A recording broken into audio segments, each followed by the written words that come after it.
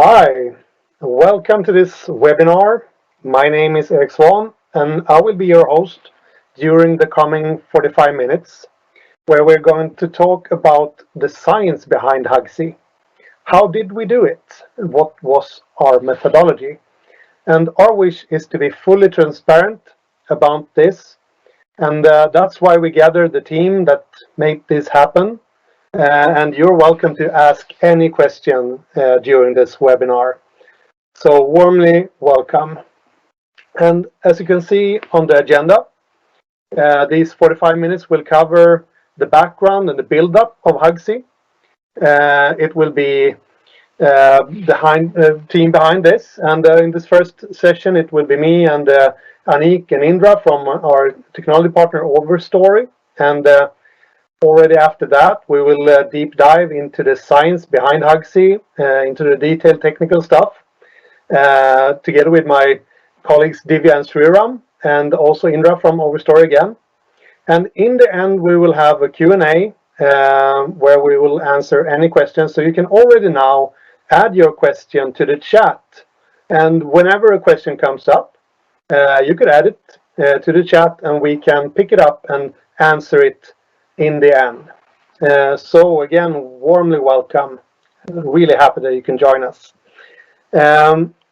In the beginning, for those of you joining a bit early, you were able to see the link to one of the questions we will post to get some interactivity in this.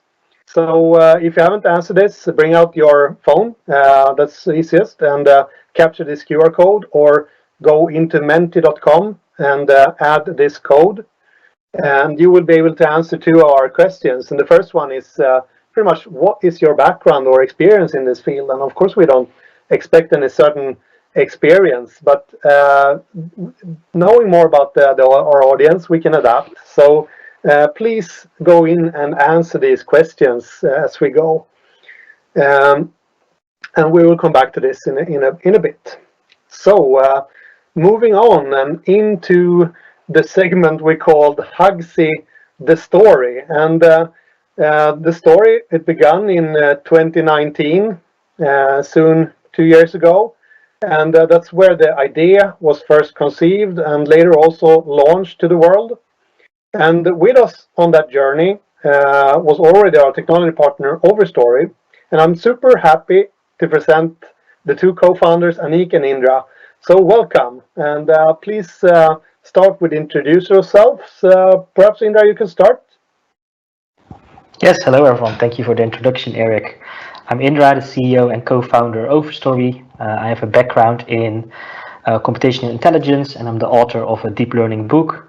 And after working at different startups and also a corporate, 3 years ago I decided I want to also focus my professional career on helping solving the climate crisis, and that's why we founded Overstory together with Anniek.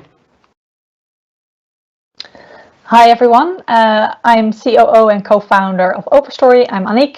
My background is in business and psychology, and we founded Overstory because trees and plants are the most critical part of our planet, critical in solving the climate crisis, and we need to make better decisions about them.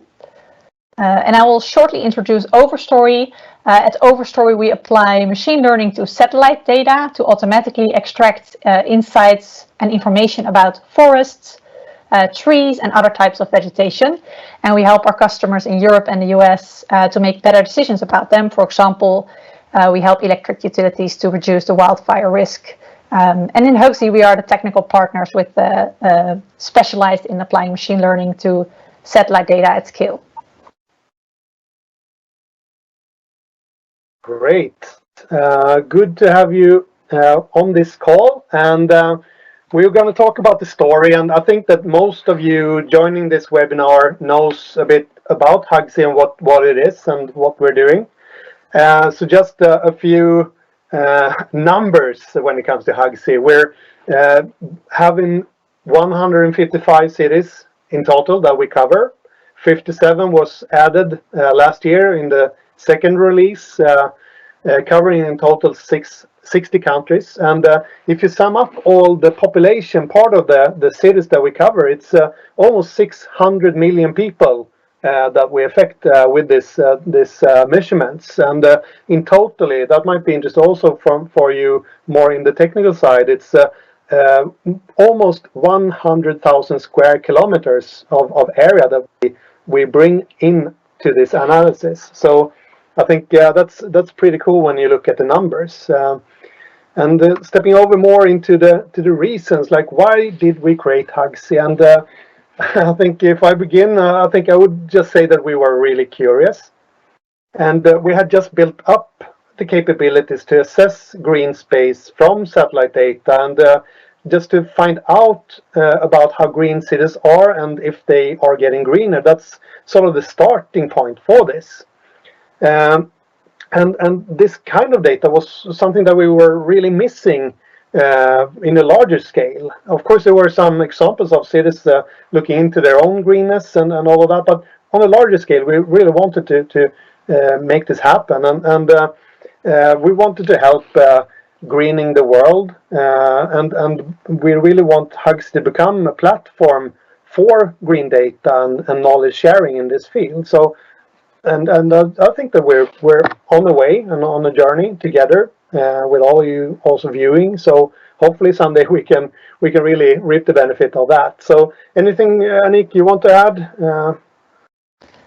I think you summarized it very good, Erik. I think green spaces are so key in the health of the city and the health of the population living in it, and contributing to that to make transparent data about the whole planet is, I think, it was key for us. So yeah. Yeah, I think that's great, and perhaps we should look into more the questions or challenges. I think that's what this webinar will cover a lot. Like, what were the decision we had to make, and I think you can start, Anniek. Yeah, I think we made a lot of different decisions along the way, and we run into several challenges, and it's great to share that also with the audience. I think the first question as a team we really wanted to answer is with what principles do we work in creating HUGSI? So what we decided is we want to have objective measurements and a data-driven approach. And next to that, we want to have a scalable and consistent method that works worldwide. But to do that, we need, of course, a technical approach that fits to that. So we already decided in the beginning we need to combine satellite data and machine learning algorithms for this scalable approach. And this was our starting point. But of course, working on this, we ran into several moments of making a decision. And we will later explain what decisions we actually made. But now I will call out a couple of the challenges, for example, we ran into. And for example, and Erik, you might want to add to this, but the first one I think was, what city boundary should we take into account? And this is highly important because we wanted to be able to compare apples with apples, but each city defines their boundary differently, and there are so many different sources. So how do we deal with the city boundary? That was the first challenge we run into. A second challenge was what moment in time do we choose? So we don't want to compare Amsterdam in spring with Stockholm in winter, for example. So how do we deal with that time and the seasonalities of the different countries? A third challenge is then how do we make sure that the algorithms and the data is high quality and consistent across different time zones, across different terrains, across different climate zones, of course, and how do we make it work for every continent in the same way? And the fourth one is, with all the data in place, how do we make it comparable, how do we quantify it, and how do we create an index from it? And those were challenges, or at least questions we asked ourselves and had to make a decision as a team on along the way. Anything to add on that, Erik? No, but I think that was a very interesting and fun journey to come up with all the methods and take this decision to find this scalable solution that means that we can bring in vast areas in a rapid pace and keep this monitor going. And I think something that we perhaps also need to disclose a bit, Indra, the data as such. What kind of data is it that we analyze?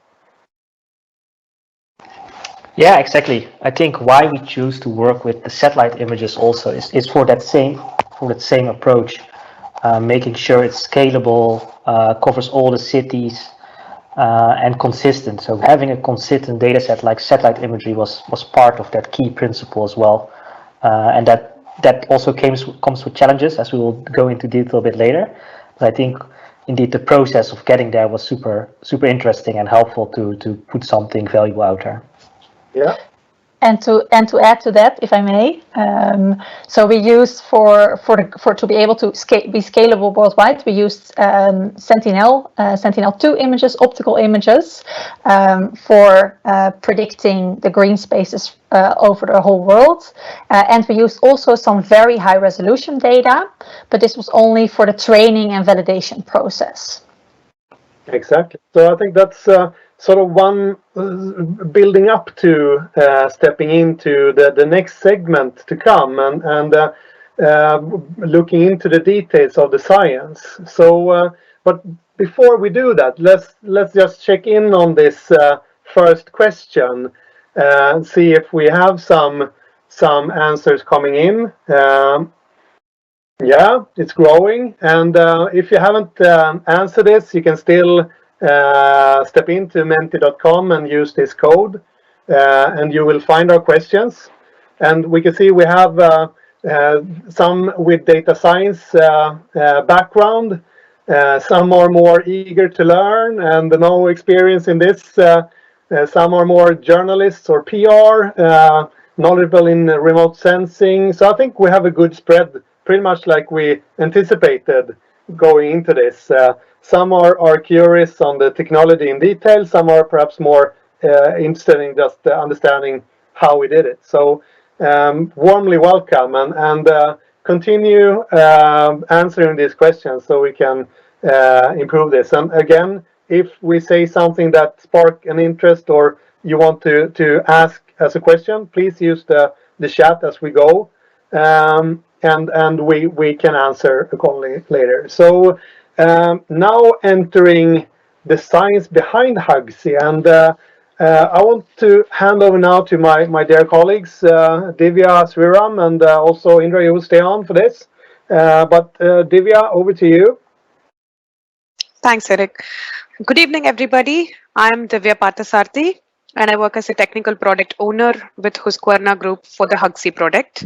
And I have with me my colleague Sriram, who also works as a data scientist with Husqvarna Group for the HUGSI project. And I think you've already got introduced to Indra.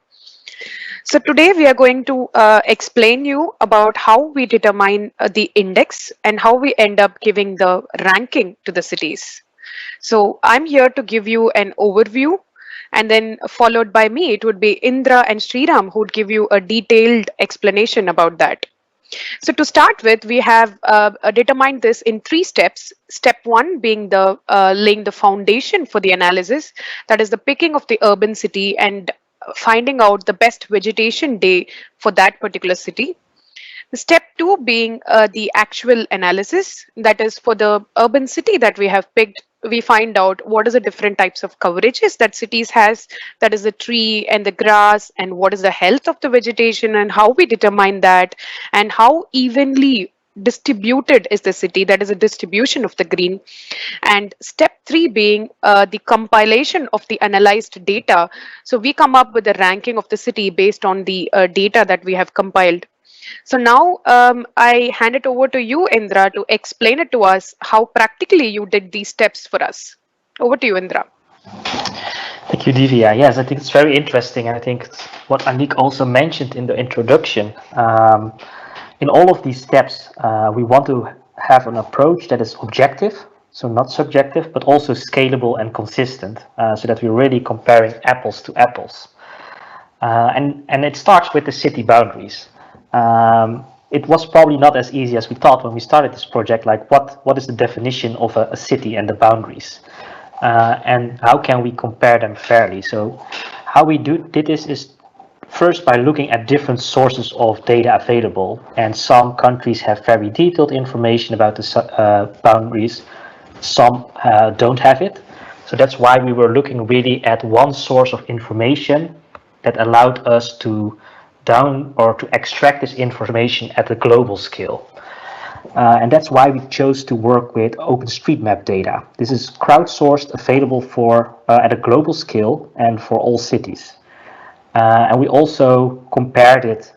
We did some quality checks for all cities, actually, comparing it with Google Maps and how it aligns with other public maps. So we just want to make sure that the basic city boundary definition was consistent, and that is really what is step 1A, but a very important step, in my opinion, of this journey.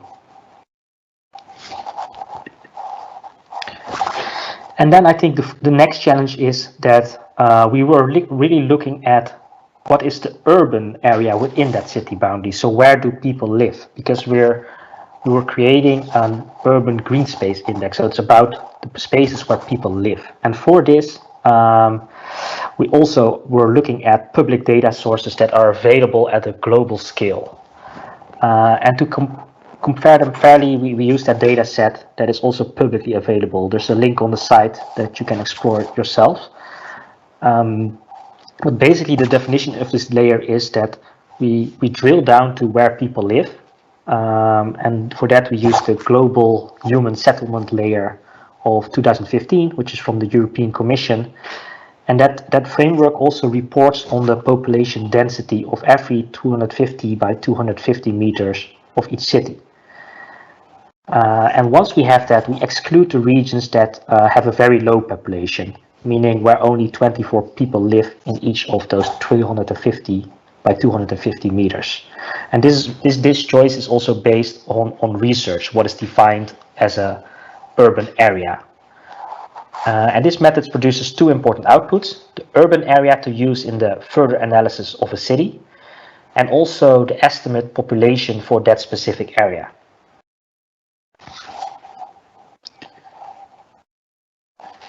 And then the next slide here, we actually see what it looks like after applying this filter, where we also, as you can see, it's maybe hard to see, but the lighter orange also shows the islands that we exclude. And with islands, we mean blocks of urban population where less than 5,000 people live. So we're really looking for an urban boundary where the majority of the people live.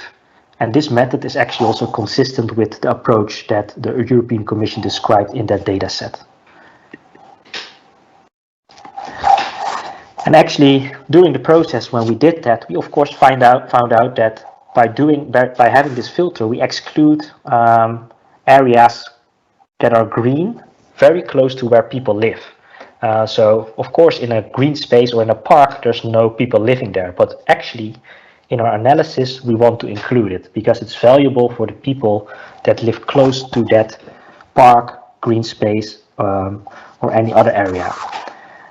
So for example, if there's a very large city park within the city boundary, in the previous step we would have excluded it, but by taking a buffer or adding a buffer to that boundary, we allow for certain parts of green spaces to come back in our HUGSI boundary. And this buffer is actually 300 meters, and this number is also based on research. 300 meters is a distance that can account for the area that people directly walk to, for example, from their house. And this also means that if a park is around 600 by 600 meter and within a city, we actually include it because it's accessible for people around it. So now we also include some non-urban areas, but only if it's close to the city. So this is a 300-meter buffer, and this was the last step actually in determining the city boundary for further analysis to have a fair and relevant analysis.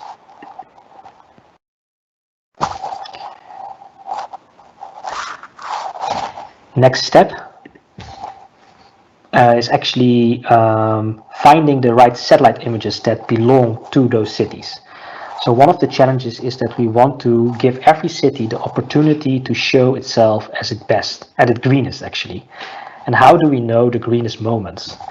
Well, the answer was actually in the data itself. So we first checked all the available satellite data for each city.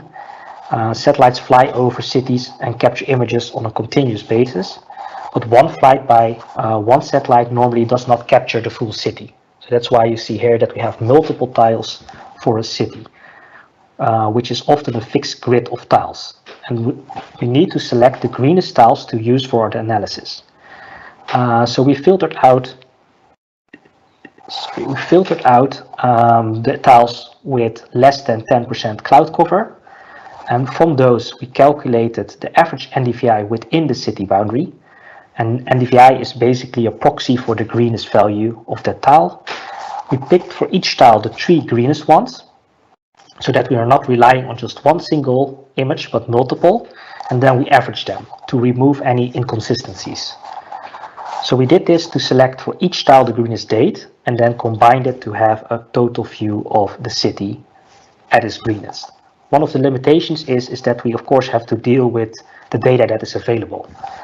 So if some green periods are very cloudy only, we will need to use the greenest date that is available and closest to that date without the clouds.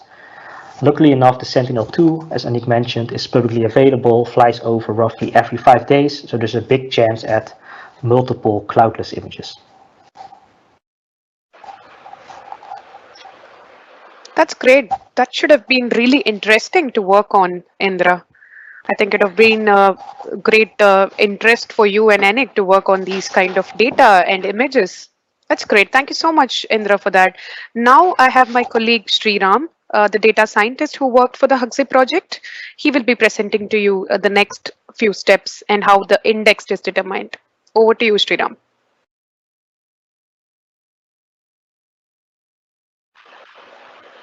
You're on mute, Sriram. Oh, thank you, Divya.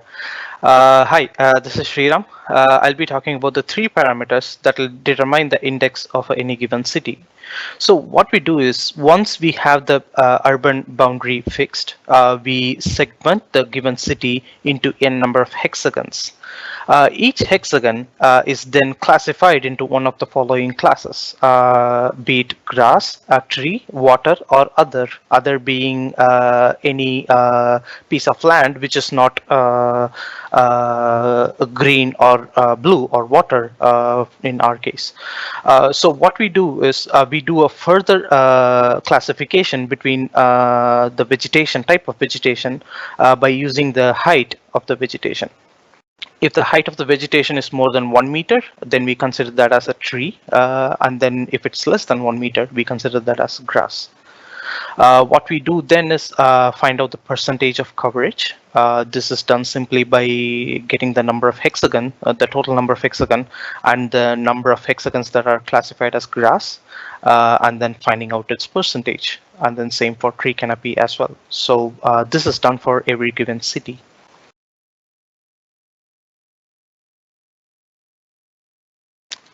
Yeah. The second parameter that we have is the health of the vegetation. So any given vegetation, if it has a good health, what it does is it emits near infrared radiation. If it's very weak or very unhealthy, it emits a lot of radiation in the red spectrum. So what we do is we kind of measure the near infrared and the red wavelength radiated from a given vegetation, and we find the normalized difference vegetation index, which is short for abbreviated as NDVI.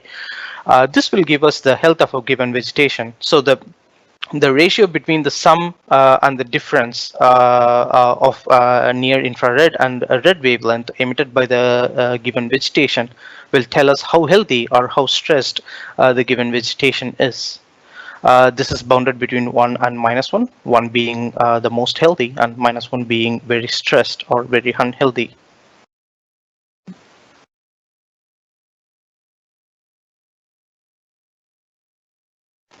Yeah. The third parameter that we have is the distribution of green. A city can have very lush green space, but if the distribution of the green space is not even, or if it's not widespread, then the city might not be considered as green. So what we do is we take each hexagon, we determine how much green coverage each hexagon has, even if it's majorly covered by water body, but if it still has green, we still take that into account. And what we do is we arrange all these hexagon in an order, and then we pick the median out of it. Median of a given any given distribution will tell us how skewed it is when compared to the normal distribution. So if it's skewed towards the right, then it's densely covered. If it's skewed to the left, it means it's sparsely covered by the green space. So we take this into account for calculating the green index of a given city. We just don't want a city that has a lot of green space, but if it's only in one spot of the city, then it should not be considered as a very green city. Yeah, it should be evenly distributed is what. Yeah. Yeah. One key thing for the hexagon is that each hexagon is 250 cross 250 meters in size, and then the edges of the city might not be hexagon, but still we use a polygon to cover those spaces as well. Okay. Now that we have all our three parameters, what we do is calculate the index of a given city. What we do is we take the three parameters. This is done for both grass and the tree. We take the coverage, the health of the vegetation and distribution of both tree and grass, and then do the following. So what we do is we take the three parameters, we convert them into a logarithmic scale, and then we normalize that particular distribution to convert that into a bell curve. So what happens is a city that has very low green wealth, it's rated close to 0, and a city that has very high green health is rated to near 1. So this gives us a nice normalized distribution of the green wealth of a given city. Then what we do is we combine both the scores of grass and tree, but with a small multiplier to tree. That is, the tree is considered twice as green as grass, and then we combine these two scores to give the index. The index is then used to calculate the ranking of a given city. The higher the index, the lower the rank. And with these three things we use to calculate the index. Over to you, Divya. Thank you so much, Sriram. That was really informative. And I'm pretty sure the audience would have really got engaged and understood how we have worked on the index and how we have determined the ranking of the cities. That should have been really useful. Thank you so much, Indra and Sriram, for the explanation. Now, over to you, Eric. Great. Thanks a lot for this. And I think there's a lot of clarifications in that journey, and perhaps also some questions that you want the team to clarify. So please add these questions into the chat, and we will soon enter the Q&A. But during this wrap-up session, I would also like to introduce our next question, and would like it would be really interesting to see your input on this question. Like, what data set would you like to combine with the HUGSI data set? Combining data sets is lead to really relevant and interesting new opportunities and discoveries, I think. So please log into this Menti question and put your ideas into this. We can have a look later. But just to wrap things up, I think that what we try to convey in this is that we have a structured method for building the index and continuously calculating it, and that we have taken a lot of decisions on how to sort of scope both the data collection but also the analysis going forward. So we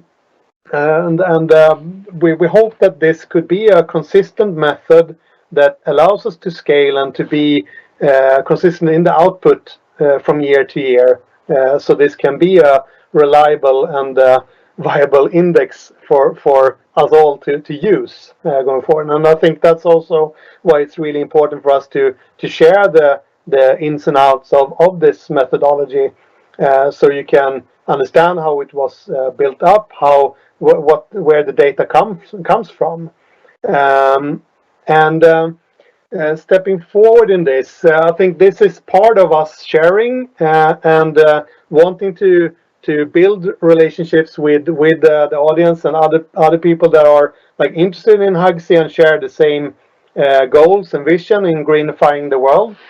So like we did in our last webinar, we reach out to you. So if you're interested in engaging with us, contribute to HUGSI with your knowledge, or add some content articles or insights to our website, or even join us in the next webinar, who knows? Reach out to us at our email address, hello@hugsi.green. So just give a shout out and see what we can find out and do together. And also, for you who are really eager and thirsty for more detail, all of you who have signed up and are viewing this webinar will also get a copy of our white paper on the methodology behind HUGSI. So you can really study this and understand how we did it. So we will send this out along with also a recording of this session. So let's see how we do with that. Great. So I think we have starting to get some questions going. So really happy about that, and keep coming. And perhaps if we should start with the first question, and I think that I would like to direct this to you, Indra, and it's I just go ahead and read it. How do you retrieve the elevation data to further classify the vegetation into trees or grass? And following up on that, how accurate is this elevation data? Yes, that's a very good question that we didn't address, I think, in the slide. So it's a very good question. And I think we don't have the exact height of the trees, but we use a proxy for that. So what we use in the process in step, I think 2A, is we've trained a machine learning model, deep learning model, to detect the different types of land cover. So on one side we have trees, we have grass, we have water and other. And we did train that model based on labels of very high resolution satellite imagery. So all the work we've done for HUGSI is based on 10-meter resolution sentinel data. But to get the output there, that segmentation, we trained a machine learning model to recognize that. And that was based on higher resolution data, often 50 or 30 centimeters. And on that high resolution data that we actually retrieved from 20 cities around the globe, that we picked carefully so that it's representable for the full scope, there we used labels of trees, grass, crops, shrubs, so that we could train our algorithms. And those were used to make a distinction between taller vegetation, in this case taller than 1 meter, and low vegetation. And it's not as binary. It was also a more difficult task than we I think initially expected, Eric. But that was the iteration we made. We want to have something scalable again, and based on that ground truth we got from very high resolution satellite imagery, we optimized our model to recognize these two different types of vegetation. Great. And I think that's a very important and good question to pose as well. We just got another question, and while I'm posing this question, I will switch over also so we can look at the polls and also look into our next question in this. See if I can switch over to the next. Here we have it. So this will no, I'm too fast. Here we have the question, and you can see the ideas flowing here. And please add your ideas as we go. Another question for you, Indra. From what year are the satellite images you used? Yes, so the HUGSI, the index is always based on a full year. So this year, or end of last year, we released the new full year of the year before. So I think that's 2019 that we used to compare the cities. And if I talk about the training and the validation part, we deliberately took images from different years, from different moments of time as well, so to make our models as robust as possible, so that they can also take into account differences per year. But each year we now have published it for the second year. The HUGSI index is based on a full year of images of that year. Exactly, and I think that's important to know that like last year, 2020, we launched the new index in December, and what that built on was the data from the full year of 2019, and we could pretty much today start looking at 2020 data, starting to compile the 2021 index. So we need the full year, but also we of course rely on that the satellites has been up there for quite some time. So I think that for the cities that were part of the index from the beginning, we actually have 4 years of data going now, and so I think that's also the possibility to look into the history. Great, and then we have another question from Freddie. Don't you think that the weight of trees should be more than the double of grass? Yeah, that's also a very good question. I can start answering that, and then anyone can fill in. We have been looking. We wanted to find a good way on how to value the different kind of vegetation. And of course, it's really hard from the low resolution data that we have to really treat it with the right value, and also to have a global scalable model for this. But we are of course aware of that trees in its built up and its constitution are more valuable in many aspects, from ecosystem services and other things. So we have been looking into research for finding out more of a precise number for this. But what we sort of draw as a conclusion and as like a common denominator was that let's use double. So we have the double the value in the area of trees as the area of grass. So that's where we settled, and let's see if we can find better input in this from research, so it could be more precise. But I don't know, Indra, if you have anything to add to that.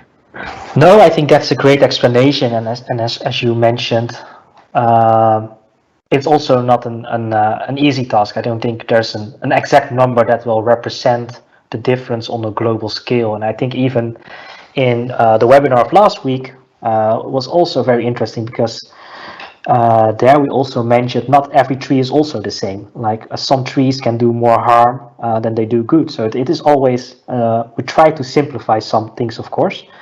And I think we took double based on what we read, and to give it more of a weight. But I don't think it's an ongoing process as well. I think it was good for what we have now, and it represents what we want to share.